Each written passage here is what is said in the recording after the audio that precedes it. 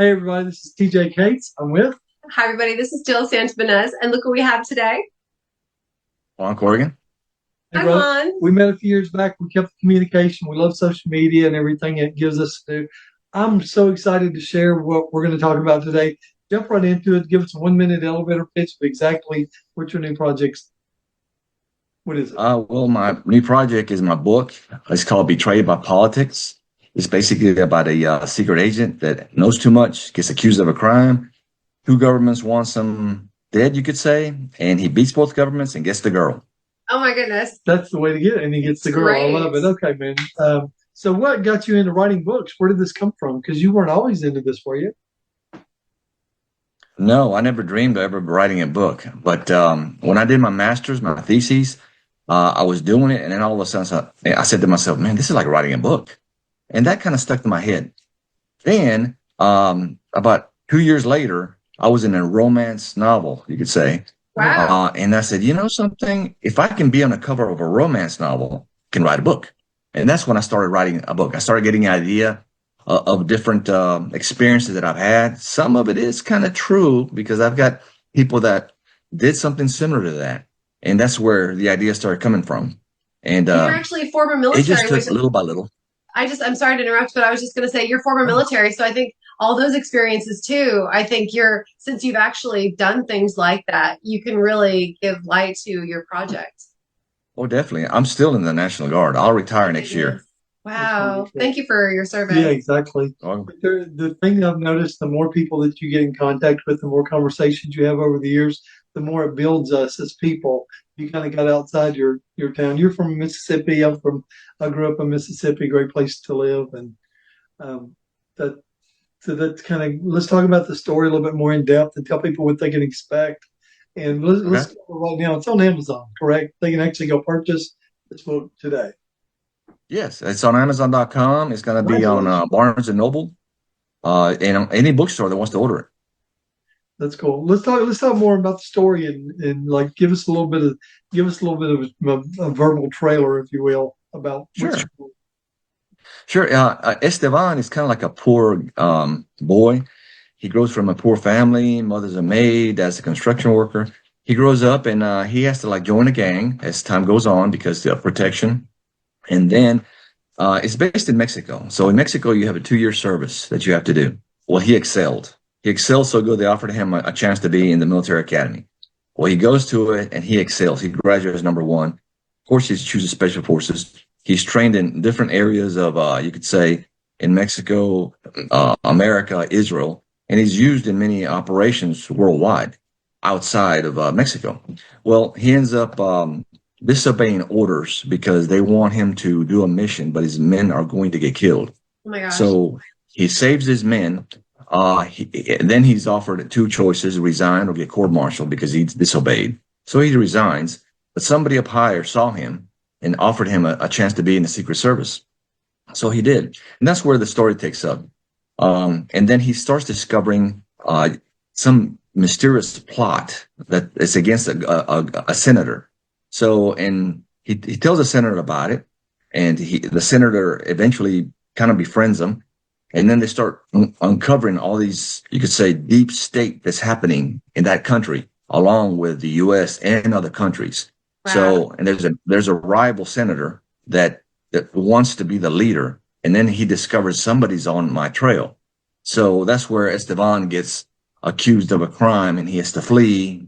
And then both governments want him erased, Oh my gosh. and he wins. He beats both governments. But There's he, a lot of but he, action. but what about getting but the there's girl? a I want to lot hear of about getting the romance girl. too. There's also a romance in there. Getting the girl. Let's talk Yes, about well, there's romance. He's got a girlfriend that turns out to be then a fiance. They have a good relationship, um, and then something happens, and then he ends up with another girl in the U.S. So that's it. It kind of he's kind of like the James Bond, you could say. That's cool. Now, when you wrote this, did this play over in your head little scenarios over years, or is this something that is that what happened? Let's talk about that, like the It process. did. I mean, it as I was writing, and you get into the zone and you start doing this, and then all of a sudden, kind of life gets in the way. I was going to school, working, army, and then I would come back, get other ideas, write it in, and something like that. Last year when I came back from Kuwait, my son gave me a great idea about kind of like the deep hand of the government. So I added that into it, and it worked out. That's awesome, dude. Are there more books in your future? Or what's your plan if this one works out? You're grinning, so we might have an answer. Yes, I do. I've got, yeah, I even have titles for it. One of them is called The Queen and the Warrior. That's a science fiction. That's an excellent. Another one's called Two Strangers. That's kind of like a romance comedy. And then the other one is called Intel Coach. It's about a former Intel officer that wants to, he's out of the army and he wants to teach just in high school, either math, history, and he kind of gets conned into becoming a football coach. And with all his experience and intelligence, he becomes a good one. You have a really great voice. Have you thought about doing your own audiobooks? Or is that in the works at all? Because you're an actor. Somewhat.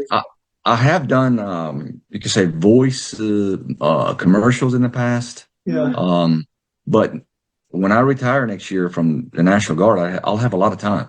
Oh, yeah. And you can focus on your passions. And what I love about what you're doing is you actually have different ideas, because some authors are very one-dimensional. They want to just write about a certain thing. But I love that you're taking your knowledge in writing and you're actually picking different topics and different genres even of being an author. So it's going to be something for everybody. I think so, especially like the Queen and the Warrior. That's science fiction. I'll tell you a little bit about that one. That's about a female that's here on Earth. Okay, she's from another planet on the opposite of the galaxy, and that there's a kingdom over there that's been ruled for thousands of years by monarchy. Well, anyway, there's kind of like a takeover, and at the last moment, the king had to save his daughter. His wife, the queen, died when she gave birth to this baby, and they picked Earth because it was habitable. They're humans. They're all human over there, but just different. And it was the furthest away from the galaxy. That way, nobody could get her. And then she ends up growing up in a kind of like a middle class family. That's when it starts. But it's called the Queen because that kingdom is so big, and then because she's here on Earth, there's a possibility that world can come to our world and being taken over.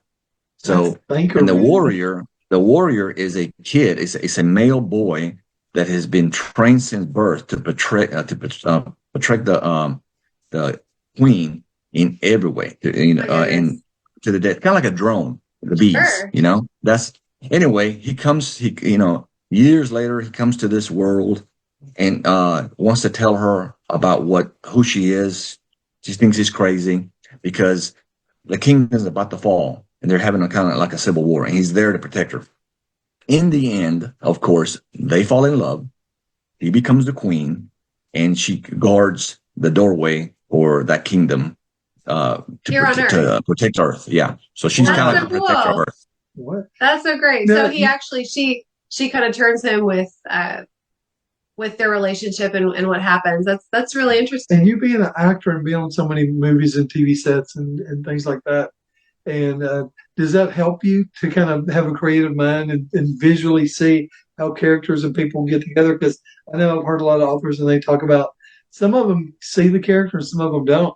But you probably can see the people playing out the scenes. I bet you're. Oh yeah. In fact, I've got the perfect queen already for my Queen and the Warrior. Now the warrior, I don't know who would pick, but I got the perfect. I kind of think you, man. You're a warrior anyway. So I mean, why not? Why not? They say play the hero in your own movie. Of course. And I heard that a few years ago, and it's like I like making movies. I usually put myself as a lead, and now I put Jill as a co-lead or whatever you call it. But we just did a movie. We made her the mayor, and I was the sheriff, and I let her be a little higher than me. It was fun to play with that. But now that your acting background has got to really help to write books. It's so detailed, which you just explained to us with the Queen and the Warrior. Well, I can hear a video. I've always done that. Like if I hear a video, you know how back in the 80s you hear a video, and I could visualize to make a video just by listening to it. Oh, you know. And I like the real so music videos that actually they're played yeah, out with the so words. exactly, and the same way you can give me any title. I mean, you just name it, and I can start, processing how a story could be. So Ideas. it's really like more of an imagination than Oh writing. yes.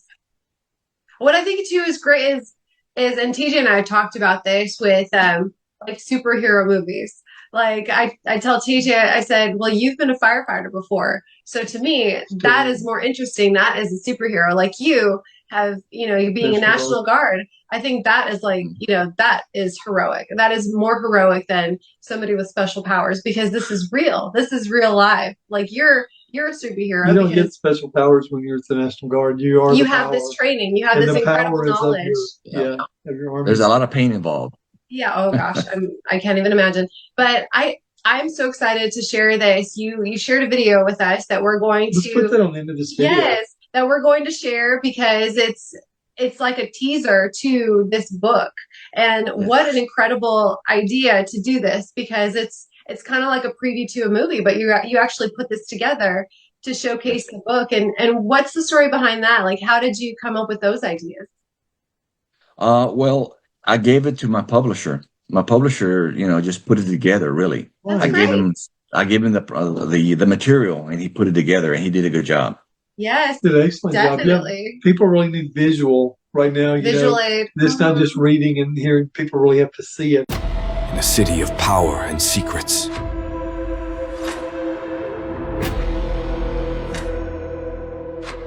where politics rules, betrayal is never far.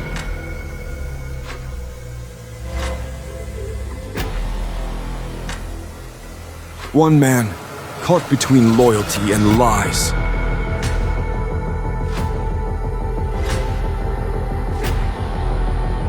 At the center of a conspiracy that could destroy the nation.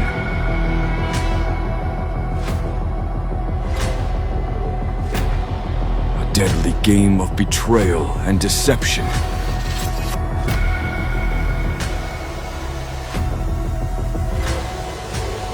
The deeper he digs, the darker the truth becomes. One wrong move, and he loses it all. When the storm breaks, royalty won't save you. Betrayed by Politics by Juan Antonio Corrigan. Available now on Amazon Kindle, Barnes & Noble, Google Books, and Apple Books. Are you going to do book signings? Have you got anything like that lined up? How can I somebody do. I've get an already got autographed book? I'm doing a book signing in New Albany, Mississippi, because that's where I grew up. Got Great. cousins in New Albany. Oh yeah. There we go. So October 21st. I'll give you all the dates on that. Wonderful. And then I've got one in Louisville. That'll be in January, Louisville, I love Mississippi. Starkville. I've been there before. And then I'm planning one here in Starkville, but they haven't given me a date yet.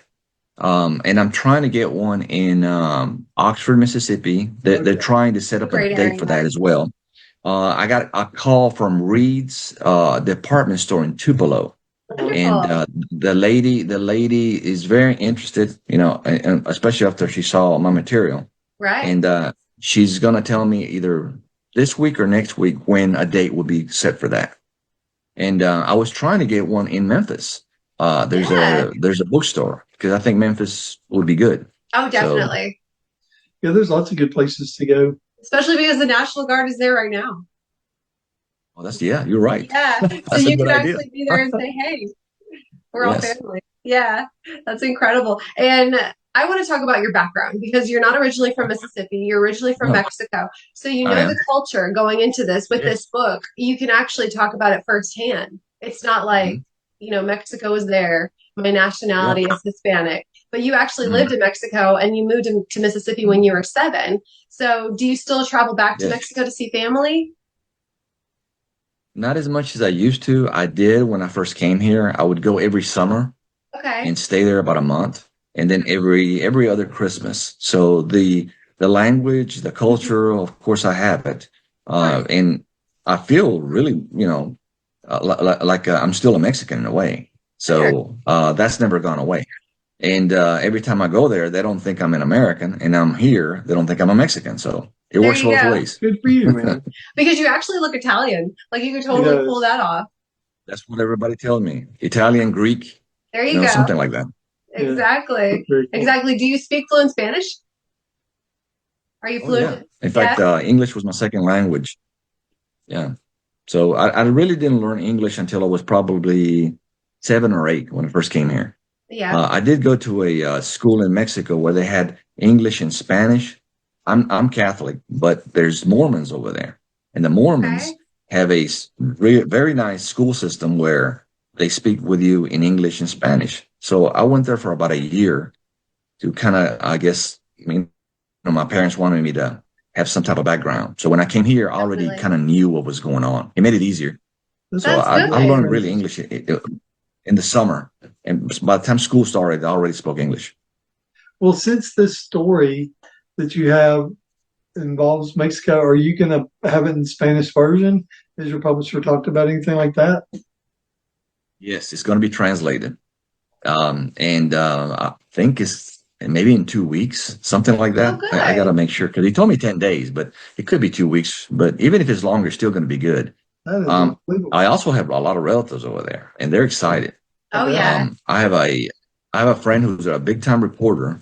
He's interviewed a lot of people, and he wants to promote it in Mexico as well.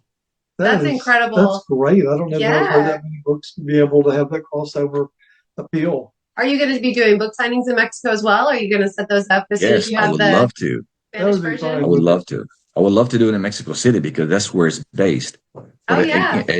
But I would also like to go to Chihuahua, the state where I was born. Your hometown. And in the towns, Chihuahua City is the capital. That's big. It's huge. Oh, yeah. And then maybe the towns where I grew up there, if they allow it. It just depends. Yeah. So we'll have to tag all the chambers in this. What's the best way that people can get with you, like for all these dates of signing dates, and maybe inquire to have you come out and do a book signing? What's the best way you like to do communication?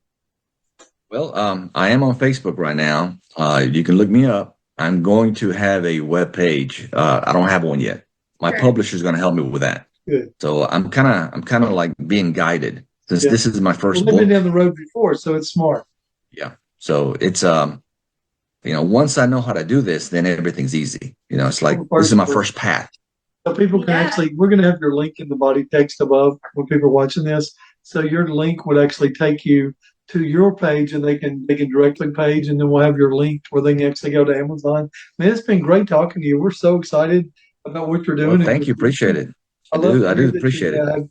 Translation for Mexico and have the different language in there. In Spanish. In Spanish. And I also love it that you got so many ideas. I knew that you're very creative because you're an actor, and being on film and TV sets, it really helped you watch. And then that's so cool that you said that you like the music in the music videos when you hear a song. I love how you're tying all that in, and it helps your brain actually visually see it. Because right now, with all the social media, I think that it's real important that we visually, you can attract a younger audience. Right. Capture them. So good job on the video. I encourage you to go to Amazon, purchase the book. And if you have a bookstore and you want to get him in, to have him do a signing, that would be great. Yeah. This is TJ Cates, and I'm here with Jill Santibanez and Juan Corrigan.